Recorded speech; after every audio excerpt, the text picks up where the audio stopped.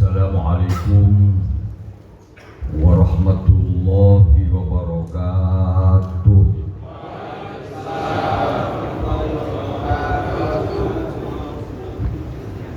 Alhamdulillah, alhamdulillahilladzi amarna bil ittihad wal i'tisam bidinihi al-matin. Wa ta'ala wa'tasimu bihablillahi jami'an wa la tafarraqu wa dhkuru ni'matallahi 'alaikum in kuntum a'da'an fa'allafa baina qulubikum fa asbahtum bi ni'matihi ikhwana. Asyhadu an la ilaha illallah wahdahu la syarika lahul haqqul mubin wa anna Muhammadan 'abduhu wa rasuluh shadiqul wa'dil amin. Allahumma shalli wa sallim wa barik ala habibina wa syafi'ina wa sayyidina wa maulana Muhammad wa ala alihi wa ashabihi ajma'in. Amma ba'du, fala hawla wa la quwwata illa billahil aliyyil azim. Sadatil muhtaramin wal mufakhamin, ulama'ana al-kiram wa zu'ama'ana al-afadil, wa nakhussu bil dzikr al-mukarram Kiai Yahya yang sama-sama kita banggakan dan kita cintai, Ibu Khofifah Indar Parawansa dan Pak Amir Darda, yang mudah-mudahan segala hajat yang diinginkan terutama dalam memimpin Jawa Timur dimudahkan oleh Allah Subhanahu wa Ta'ala. Yang saya hormati Bapak Dr. Adi Karyono, pejabat Gubernur Jawa Timur, dan seluruh pejabat-pejabat pemerintah Jawa Timur yang hadir pada hari ini. Ada Bapak Kapolda yang diwakili, ada juga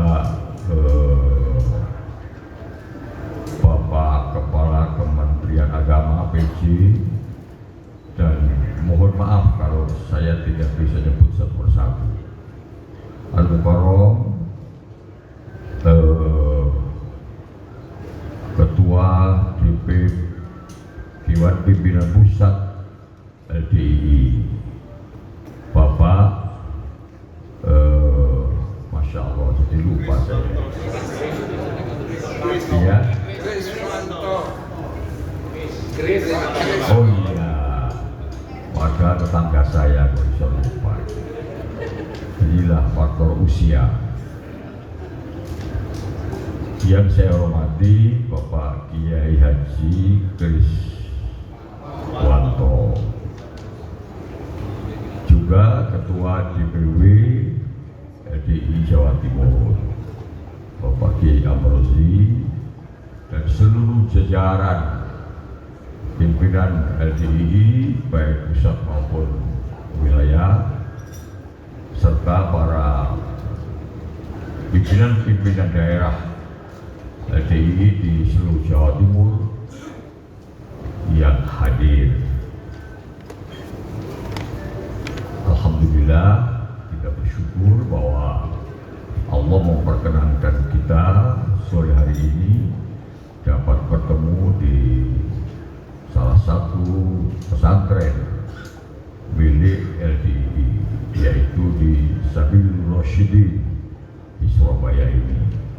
Mudah-mudahan pertemuan ini akan membawa manfaat dan barokah yang diridhoi oleh Allah Subhanahu wa Ta'ala. Amin.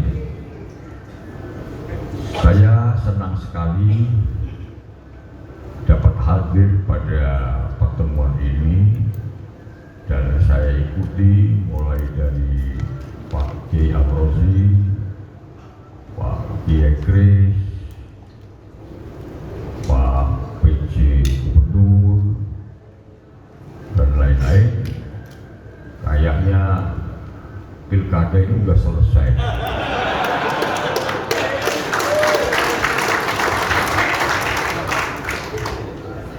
Apalagi oleh Pak PJ Gubernur tadi sudah di voting.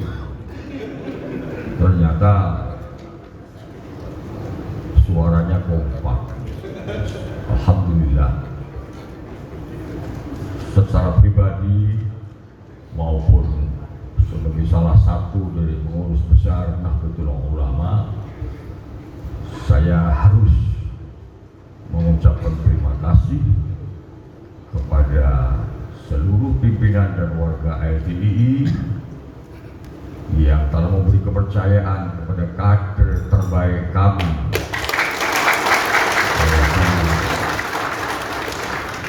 Ibu Khofifah, yang sekaligus beliau adalah ketua muslimat dan juga salah satu dari pengurus besar.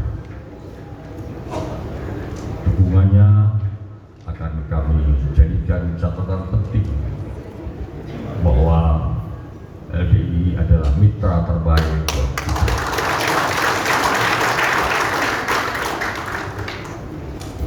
Bapak Ibu yang saya muliakan, baru pertama saya hadir di sini.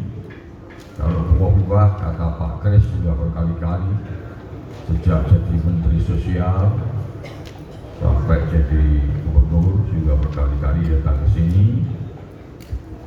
Kalau saya masih pertama, jadi namanya merawani. Bahasa itu jangan diartikan kemana-mana, tapi itu artinya sebuah pertemuan yang amat sangat istimewa. Sesuatu yang pertama biasa memang sangat istimewa. Senang sekali saya bisa hadir di sini, apalagi dalam pertemuan yang kemudian disebut dengan Syawal. Ada tulisan silaturahim Syawal. Syawal itu bahasa Arab, artinya meningkat. Jadi kalau bahasa Al-Qur'annya ya fangsok tadi, meningkat. Syawal itu artinya meningkat atau bangkit, naik. Kalau Syawal, kalau Syawal ya nggak mesti.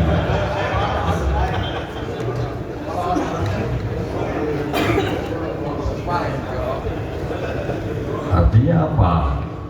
Artinya bahwa ketika Allah Subhanahu wa Ta'ala sudah mensucikan dosa-dosa kita, baik dosa kita dengan Allah karena kita puasa, karena kita tarawih, karena kita tadarus, maka hakullah bersih. Kemudian diikuti dengan silaturahim, dengan saling salam bersalaman. Itu artinya hakul agama yang sudah bersih.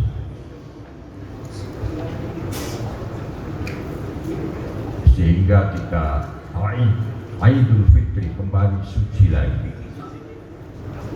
Ini artinya kita diberi modal oleh Allah. Ini artinya kita diberikan rasul mal oleh Allah.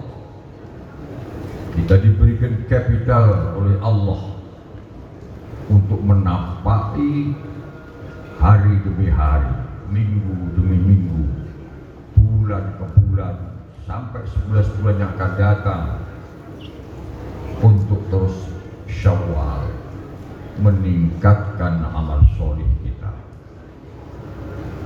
meningkatkan ta'abbud kita kepada Allah, meningkatkan kualitas iman dan takwa takwa kita kepada Allah, agar proses kehidupan ini, proses pengembaraan intelektual kita,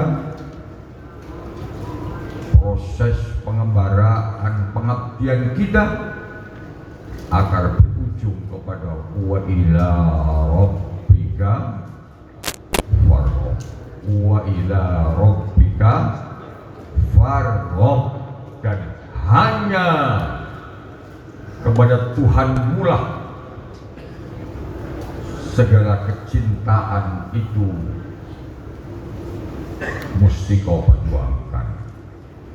Allah mengatakan bukan farghab ila rabbik, tapi wa ila rabbika farghab. Sama dengan iyyaka na'bud, bukan na'budu iyyaka, bukan fi'ilnya yang didahulukan, tapi maf'ulnya yang didahulukan. Bukan muta'allatnya yang didahulukan, tapi mu'alliknya yang didahulukan. Menurut ahli balaghah, ini artinya bermakna al-ikhtisar wal ikhtisar. Hanya, orang Indonesia bilang hanya, iyyaka na'budu, hanya kepada engkau aku menyembah. Wa ila rabbika farghab, dan hanya kepada Tuhanmu lah aku tumpahkan segala cintaku kepadamu. Nah, ini ujung dari usia dan proses hidup ini harus ke sana. Boleh kita cinta dunia, boleh kita cinta keluarga, boleh kita cinta jabatan dan kedudukan untuk memberikan kemaslahatan sebesar-besarnya kepada masyarakat, boleh kita cinta pada kendaraan dan lain-lain, boleh. Tapi anggaplah semua itu adalah second opinion, cinta kedua kita.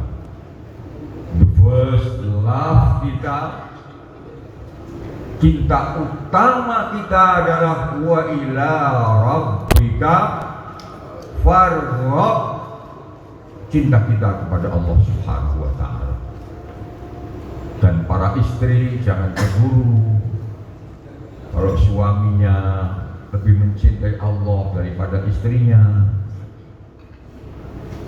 dan suami jangan cemburu kalau istrinya lebih mencintai Allah daripada suaminya. Mencintai suami wajib, mencintai istri wajib, tapi ada yang lebih penting lagi, yaitu wa ila rabbika farghab. Kenapa mesti begitu? Ya karena ujungnya kan kita ini siapapun, innalillahi wa inna ilaihi raji'un, itu pastilah. Sultan bisa mati, raja bisa mati, nabi bisa meninggal, ulama wali bisa meninggal, presiden bisa meninggal, apalagi gubernur.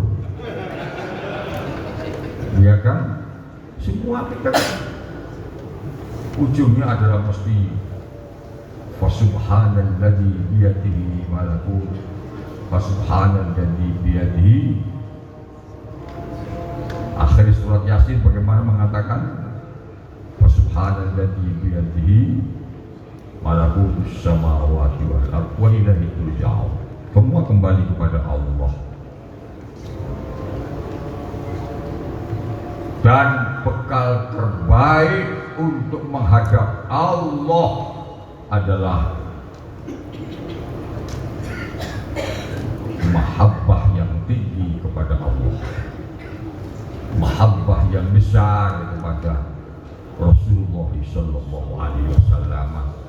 Oleh karena itu marilah kita maknai Syawal ini adalah momentum untuk mengingatkan pada kita bahwa sebenarnya kita ini pasti akan mati.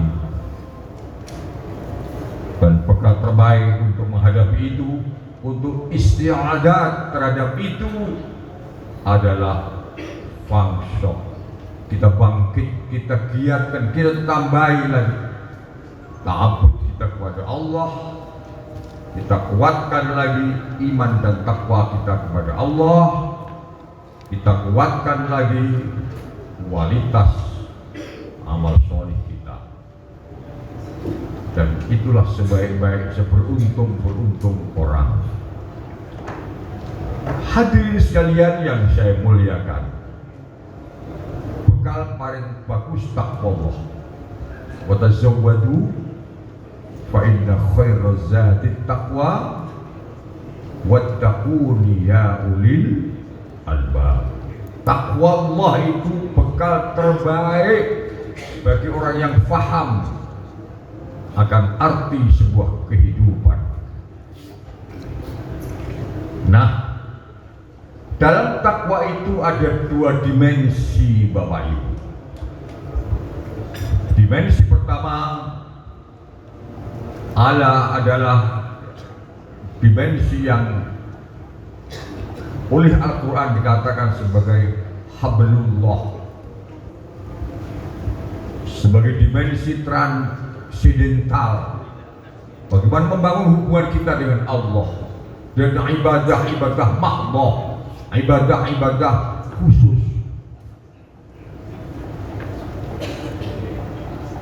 Dan saya yakin kalau urusan ibadah mahdhah itu LDII dan warganya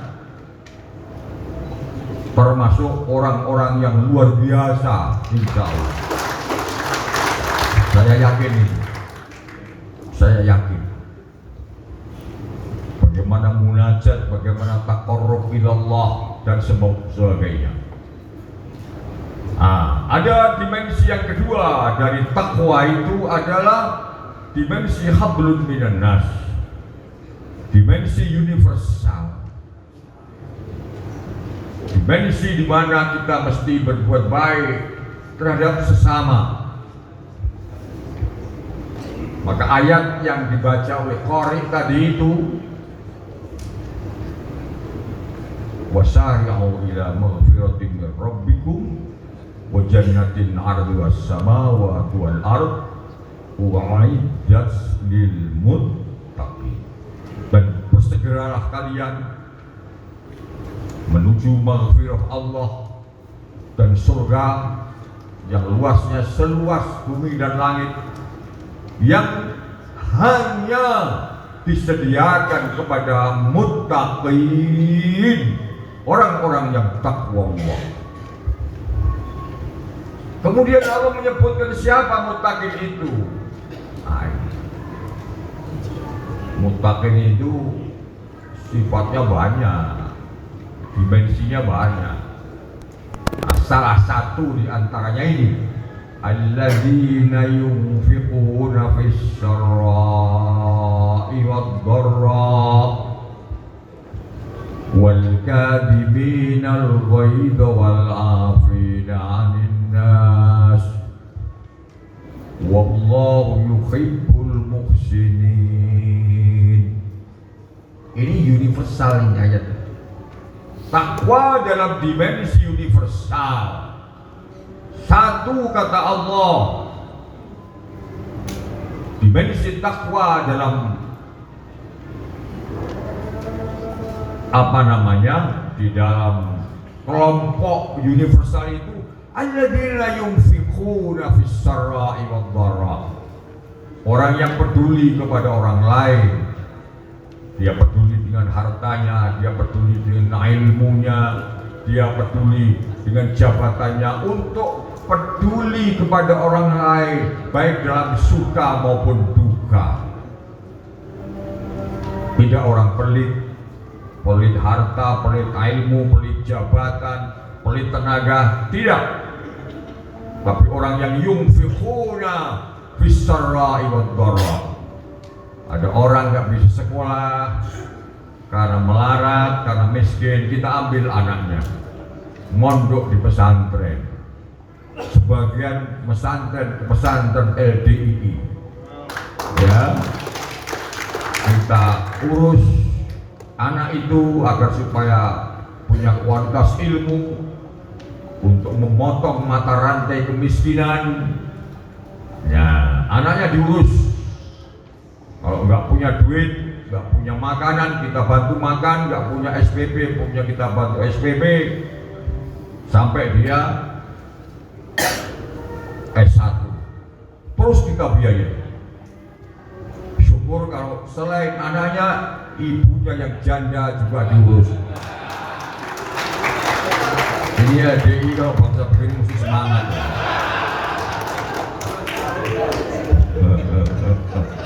Iya itu kata Rasul itu salah satu kunci masuk surga adalah apa? Ngurus al-aramil, ngurus janda-janda. Alladzina yunfiquna fis sarai wad dharra. Butuh. Mari kita urus anak-anak bangsa yang tidak bisa sekolah, yang miskin dan lain-lain, bukan hanya oleh negara. Negara punya kewajiban karena memang diberi amanat oleh Undang-Undang Dasar 45. Tapi kita ormas-ormas Islam ini yang setiap hari ngaji Quran, mari kita alladzina yunfiquna fis sarra'i wad dharra. Percuma kita syawalan kalau pelitnya bukan main. Awal kazimina ghaidha kata Al-Quran, yang bisa menahan diri, jangan marah terus. Ini MK sudah memutuskan kok marah-marah terus.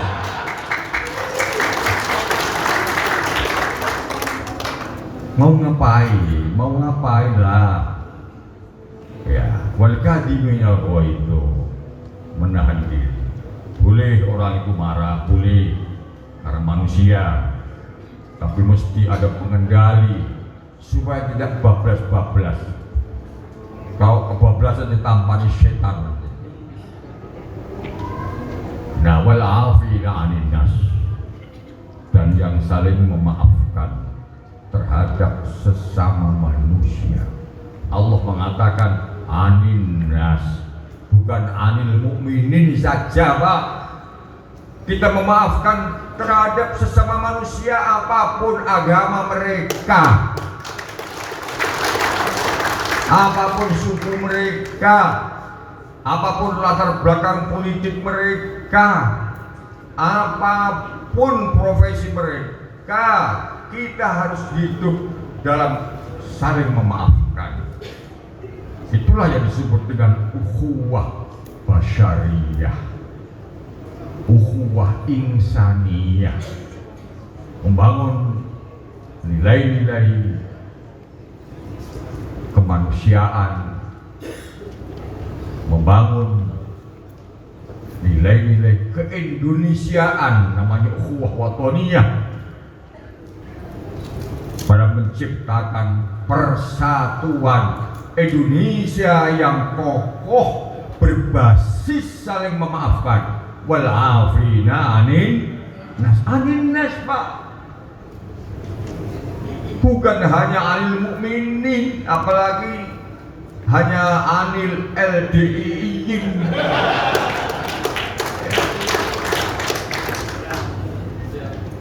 Ini ajaran Allah, ini ajaran Quran yang tadi dibaca. Dari satu alladzina yunfiquna fis sarra'i wad dharra, yang punya peduli kepada sesama dalam hal membantu kehidupan mereka. Yang kedua wal kadhiminal ghaidh, jangan jadi pendendam. Sekarang sudah nggak ada lagi 01, 02, 03, yang ada sekarang 00.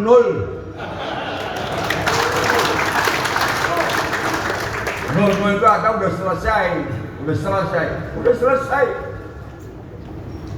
Kalau udah selesai kata Al-Quran apa? Afallah amma salaf. Udah dimaafkan. Saling rangkulan, saling salaman. Menuju Indonesia emas menuju Indonesia yang maju, Indonesia yang modern, Indonesia yang kuat seperti apa yang dianjurkan oleh Al-Quran, baldatun thayyibatun wa rabbun ghafur. Itu artinya negara yang kuat berbasis persatuan Indonesia sesuai ajaran Al-Quran. Wal 'afina 'anil nas. Ini namanya takwa dalam dimensi-dimensi universal yang mesti kita pahami, kita yakini, kita amalkan dalam memberikan edukasi kepada masyarakat, dalam memberikan edukasi kepada bangsa ini supaya menjadi bangsa yang kokoh. Masa kita ini beratus-ratus tahun dijajah orang terus saja, sekian ratus tahun dijajah Belanda, dijajah lagi oleh Jepang, dijajah lagi oleh sekutu. Nah, sudah merdeka masih juga dijajah oleh kekuatan lain dalam perang-perang proksi. Tidak bisa, tidak bisa. Marilah momentum hari-hari ini kita jadikan momentum di mana kita bangsa Indonesia melepaskan diri dari kumpulan dan cengkeraman negara-negara lain dan kita menjadi negara mandiri yang kuat untuk bangsa dan negara kita sendiri.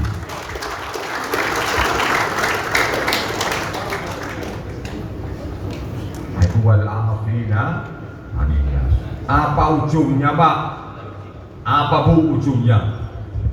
Ujung ayat tadi itu. Wallahu yuhibbul muhsinin. Insyaallah.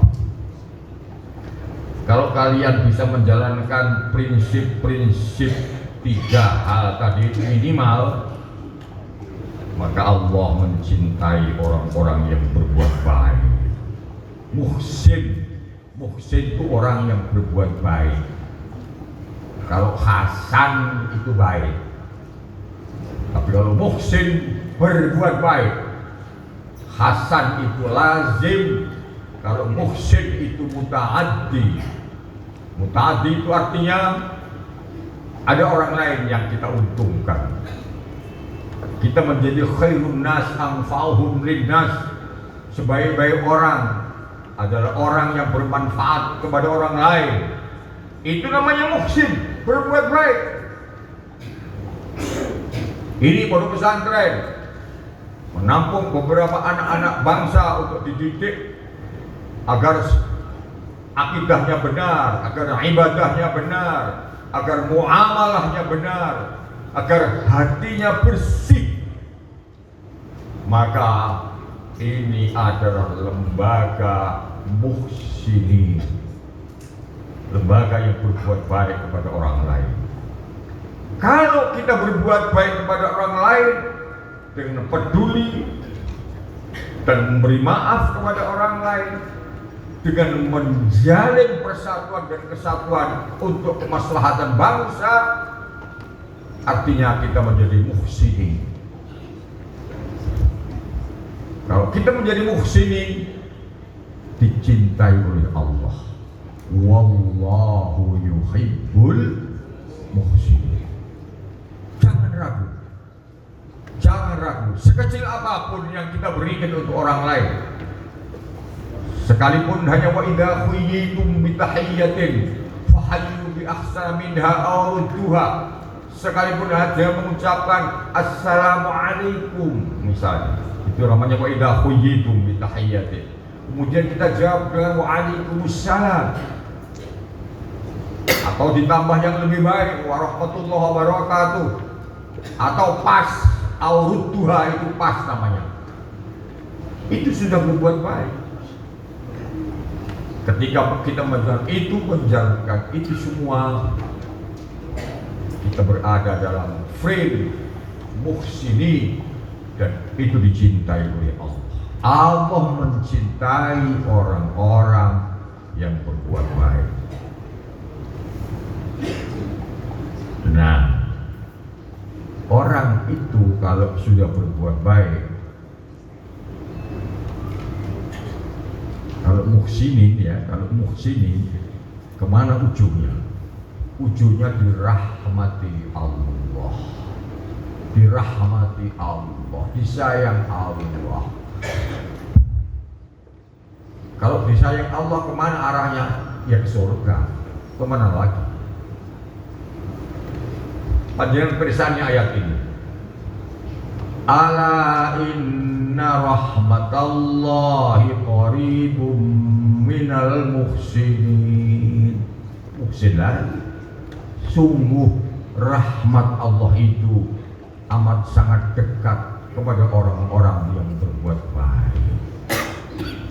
Jadi ketika kita berbuat baik menjadi muhsin, maka itu artinya kita mendekatkan diri kita kepada rahmat Allah. Dan rahmat Allah itu adalah modal penting untuk menjadi ahli surga. Lihat itu hadis. Suatu saat Nabi mengajar di Masjid Madinah. Tahu-tahu Nabi mengatakan begini. La yadkhulul jannata ahadukumul jannah. La yadkhulul jannata ahadukum bi'amalikum. Bersentak para sahabat. Kamu sekalian tidak akan masuk surga karena amalmu, kata Rasul. Sahabat bertanya, wala anta ya Rasulullah, apakah engkau juga tidak akan masuk surga dengan amalmu ya Rasul? Jawabnya Nabi apa? Wala ana, aku pun tidak. Illa ayyataghammadani Allahu birahmatih, kecuali kalau Allah itu meluberkan rahmatnya kepada saya.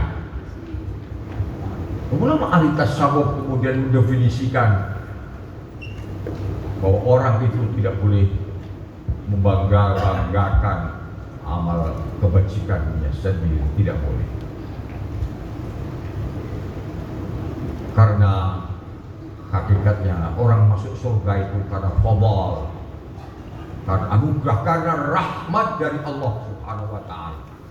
Nah, ibadah itu untuk apa? Untuk memenuhi kewajiban.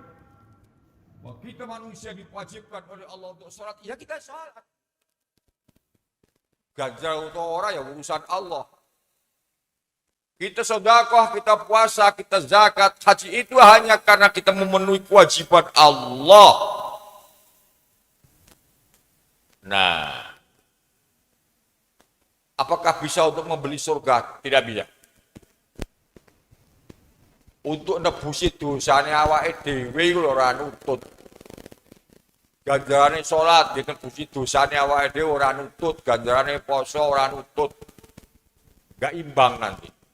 Karena itu hidup butuh rahmatnya Allah, butuh kasih sayang Allah, butuh fadl Allah, butuh minnatullah. Ketika Allah sayang pada kita, karena kita manut ditoto karo Allah, takwa itu kan manut artinya. Ketika kita manut ditoto Allah, kon poso-poso, sampai lemes, sampai luwe, sampai ngelak, ya panggah poso. Yang jeding raruh sapa-sapa ya panggah padahal ngelak ya ora ngombe. Masya Allah, Tuhan sayang. Kalau sudah siang malang kerik, amin melorot saking lemese. Itu Tuhan sayang. Karena sayang nanti kasih surga. Rahmat itu pegang kunci penting dalam kehidupan kita agar kita mendapat jannatina. Rahmat Allah itu kata Allah sendiri, inna rahmatallahi qaribum minal muhsinin. Bahwa rahmat Allah itu dekat banget dengan orang-orang yang berbuat baik. Bapak Ibu yang saya muliakan,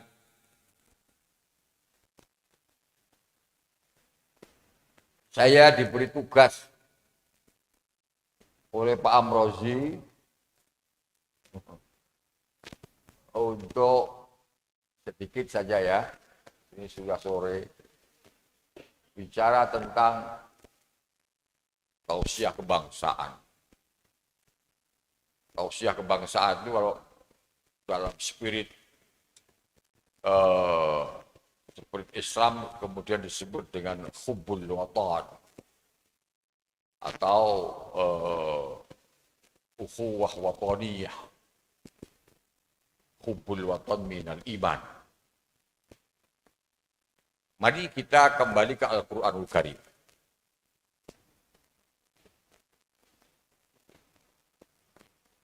Kita sering baca surat At-Tin. Ya. Bismillahirrahmanirrahim. Wat-tini waz-zaituni wa turi sinina wa hadzal baladil amin. Itu ayat kebangsaan Pak Amrozi. Itu ayat-ayat nasionalisme itu Pak. Itu ayat-ayat watoniyah Bapak. Allah bersumpah dengan 4 makhluk. Sumpah itu kalau manusia harus hanya kepada Allah saja, yang lain-lain tidak boleh. Kalau makhluk bersumpah hanya wallahi saja. Tapi kalau Allah bersumpah dengan siapa dan apa saja boleh. Wasyamsi wa duhaha wal qamari idza talaha wan nahari idza jallaha, itu sumpah semua. Allah bersumpah dengan matahari, dengan rembulan, dengan siang, dengan duha, macam-macam boleh. Termasuk ini, wattini demi buah tin, wazaitun demi buah zaitun, waturi sinina demi gurun Sinai, wahadal baladil amin, dan demi negeri ini yang aman, sentosa. Apakah kita kurang bukti betapa pentingnya memahami dan mencintai negara? Pertama, Allah mengatakan watin, buah tin. Buah tin itu tumbuhnya di mana? Coba, ajaran persahabatan. Buah tin itu tumbuhnya di pokoknya Timur Tengah ya. Adik. Palestina, wazaitun, tumbuhnya di mana? Hidupnya di gurun pasir di negara-negara Timur Tengah, tapi bukan Palestina. Waturi Sinai, gurun Sinai itu di Mesir. Wahadal baladil amin, dan demi negeri ini Madinah yang aman. Kenapa Allah menyebut buah dan gunung yang tempatnya berbeda-beda? Kenapa tidak menyebut satu saja dari satu negeri, tapi menyebut buah-buahan dari negeri-negeri yang berbeda? Mungkin kalau Quran itu turun dalam bahasa Arab, mungkin ya ada wal gedangi, wal pelemi, dan sebagainya. Sayang Quran itu nggak turun dalam bahasa Arab, bahasa Indonesia. Ketika Allah menyebutkan beberapa buah-buah yang dari negara berbeda, begitu juga menyebut gunung, ya, gurun Sinai dari negara yang berbeda lagi, dan bahkan yang terakhir menyebut dan negara ini yang aman, berbeda semua. Atin negara satu, wazaitun satu negara lain, waturisin negara lain, hadal baladil amin negara yang berbeda-beda. Bukankah ini artinya sebuah kebinekaan? Bukankah ini artinya sebuah latar belakang yang bermacam-macam, tetapi kemudian oleh Allah disatukan dalam sebuah surat namanya Ad-Din, yang itu artinya menunjukkan betapapun kalian berbeda-beda suku, berbeda-beda bangsa, berbeda-beda asal kelahiran, bahkan mungkin berbeda-beda agama, kalau ingin menuju kemaslahatan bersama, kebaikan bersama, maka kalian semuanya harus bersatu.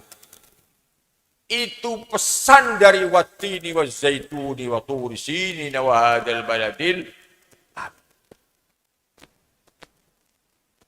Di situ Allah mengatakan al-balad negara. Tapi tidak mengatakan al-baladil muslimin, tidak. Ya, tidak menyebut al-baladil mukminin, tidak. Tapi Allah menyebutkan dengan al-baladil amin, negara yang aman. Panjenengan persani beberapa tafsir-tafsir. Sepakatlah para ulama-ulama salaf zaman dahulu dan zaman modern bahwa ayat ini adalah sebuah ayat yang membuktikan betapa arti pentingnya manusia itu bersatu kalau ingin makmur, ingin sejahtera. Kalau kalian berantem terus, kurang apa Timur Tengah? Ya, kurang apa Timur Tengah? Karena tidak mampu menyelesaikan masalah watoniyah mereka, maka menjadi penderitaan yang berat bagi bangsa Timur Tengah hari-hari ini. Bersyukurlah kita jadi bangsa Indonesia yang bisa bersatu walau kita terdiri dari berbagai latar belakang yang macam-macam.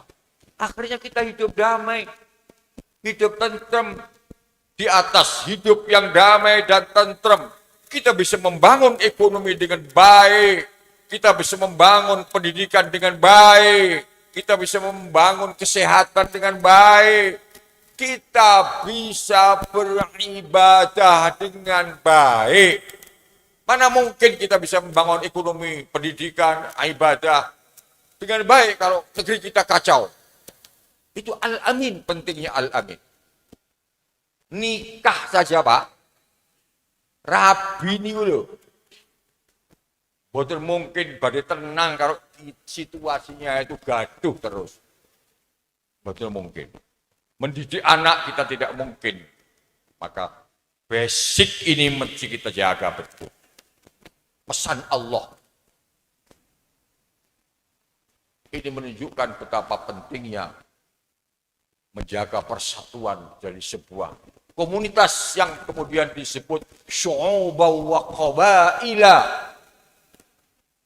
Bangsa, berbangsa-bangsa, bersuku-suku bangsa. Kalau bisa lita'arafu, kalau bisa saling menjaga keutuhan bangsanya, kedamaian bangsanya, akan bahagia kalian.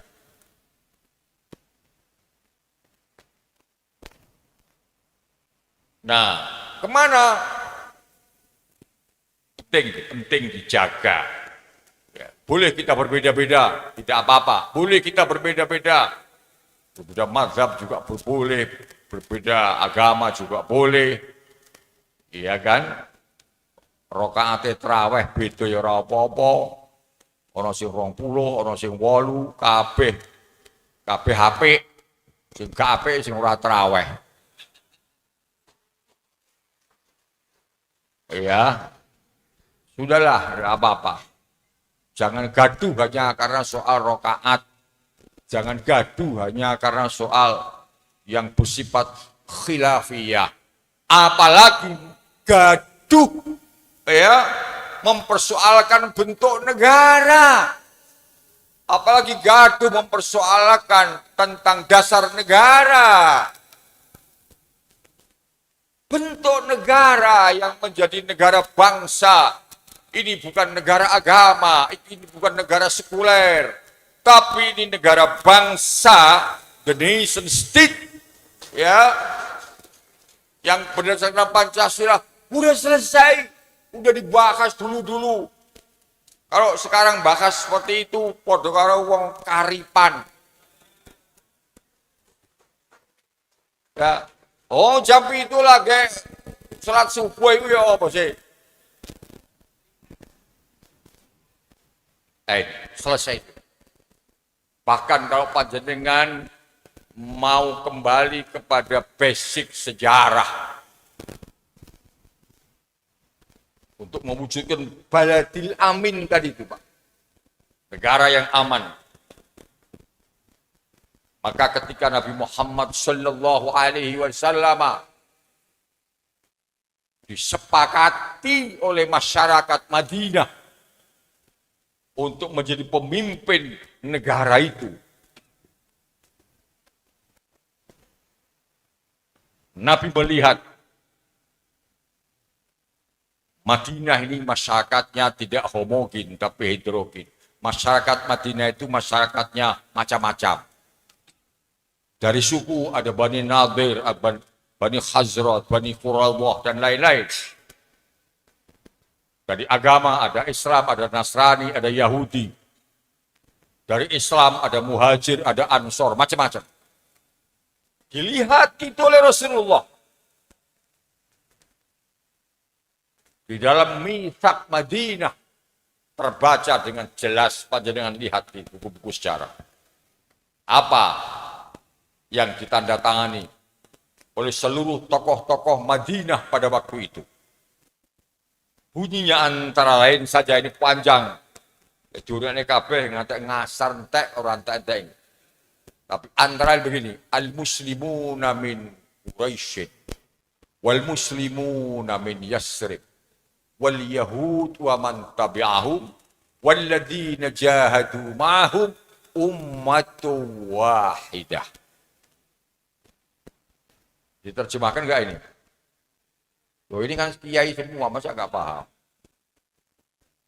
Al-muslimuna min Quraisy, orang-orang Islam dari Quraisy, yakni orang-orang yang datang dari Mekah, hijrah ke Madinah, nanti disebut dengan muhajirin. Wal muslimuna min Yasrib, dan orang-orang dari tanah Yasrib.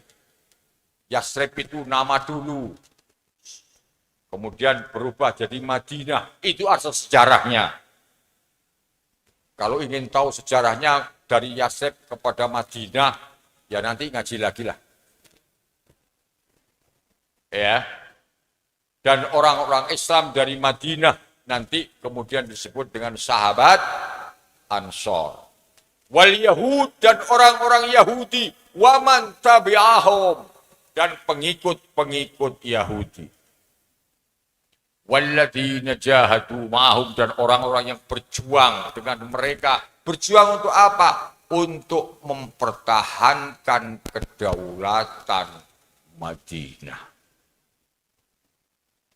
Jadi dulu itu begitu, orang Islam, Nasrani, Yahudi membentuk sebuah perjanjian, ditauqiyah, ditandatangani menjadi masyarakat Madinah yang bertanggung jawab atas kedaulatan, keselamatan, kedaulatan negara Madinah.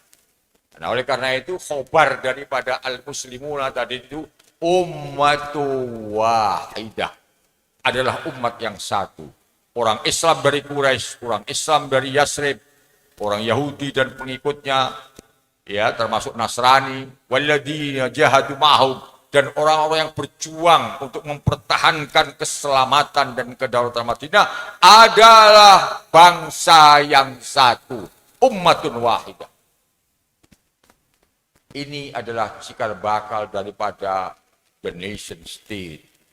Ini adalah cikal bakal daripada negara bangsa. Dan Indonesia menjadi negara bangsa itu antara lain mengutip dan meniru ketika orang Madinah pada waktu itu dalam pimpinan Rasulullah Muhammad sallallahu alaihi wasallam membuat perjanjian bahwa kemudian ada peperangan antar mereka, ya karena masing-masing mengingkari janji. Iya kan? Mengingkari janji. Kalau mengingkari janji kemudian ya jadi buhot. Buhot itu pemberontak. Pemberontak itu namanya apa itu? Dalam bahasa tata negara, ya itu jadi pemberontak. Makar boleh diperangi. Hadirin semuanya yang saya muliakan, Intinya, ketika kita memahami, mengakui, dan bahkan sudah berpuluh-puluh tahun kita ini merasakan negara bangsa yang namanya Indonesia berdasar Pancasila, ini selain memiliki akar budaya, akar konstitusi, akar sejarah, tetapi juga memiliki akar dalam perspektif keagamaan. Bagaimana Allah kemudian mengatakan dengan wattini wazzaituni wa turi sinin wa hadzal baladil amin. Bahkan dalam sebuah doa Nabi Ibrahim mengatakan Rabbi ja'al hadza baladan amina. Satu, warzuq ahlahu ekonomi. Iya dong. Nabi Ibrahim yang diminta yang pertama itu apa? Baladan amina. Jadikanlah negeri kami ini negeri yang aman, rukun, guyub, damai, amina. Baru yang kedua, warzuq ahlahu. Yang masyarakatnya rezekinya cukup, ekonominya jalan, punya usaha, ada kemungkinan untuk menjadi mandiri, pemerintahnya memberikan edukasi kepada rakyatnya untuk bisa menjadi bangsa yang mandiri dalam sebuah kegiatan bisnis dan lain-lain. Warzuq ahlahu. Baru yang ketiga Allah mengatakan man amana minhum billahi wal yaumil akhir. Ya, orang-orang yang beriman kepada Allah dan hari akhir. Jadi itu. Panjenengan tahu yang lebih ekstrim lagi apa coba? Menurut Allah, bangsa yang ideal itu bangsa yang memiliki 3 syarat. Falyabudu rabb hadzal bait. 2, alladzi at'amahum min ju'. 3, wa amanahum min. Oh, itu ketika Allah bicara tentang masyarakat Madinah, Mekah waktu itu, li'ila fi Quraisyin, Mekah ya. Li'ila fi Quraisyin, ila fi rihlatas syita'i was-sayf. Ada perdagangan pada waktu musim dingin, musim panas, dan lain-lain. Ya terserah mau musim dingin, musim panas, musim apa. Tapi yang penting masyarakatnya itu masyarakat yang beribadah. Falyabudu rabb hadzal bait. Masyarakat mesti beribadah. Dan untuk bisa menjadi masyarakat beribadah butuh ulama, butuh ahli-ahli agama. Untuk menuntun supaya agamanya benar, tidak ngarang dewe. Cukup? Tidak, kata Allah. Cukup banyak ibadah tok, jadi kiai kabeh enggak cukup. Alladzi at'amahum min ju', yang ekonominya bagus, kesejahteraannya cukup. Di situ Allah mengatakan dengan kata-kata memberi makan. Memberi makan. Jadi kalau Pak Prabowo dulu itu punya program memberi makan, itu sebenarnya program yang dicanangkan oleh Al-Quranul Karim, Pak. Jangan dilawan, itu sunnatullah.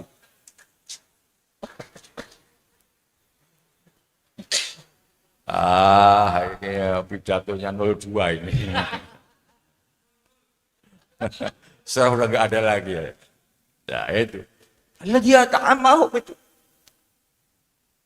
Nah, baru yang ketiga wa amanahum min khauf. Butuh polisi supaya aman, butuh tentara supaya aman.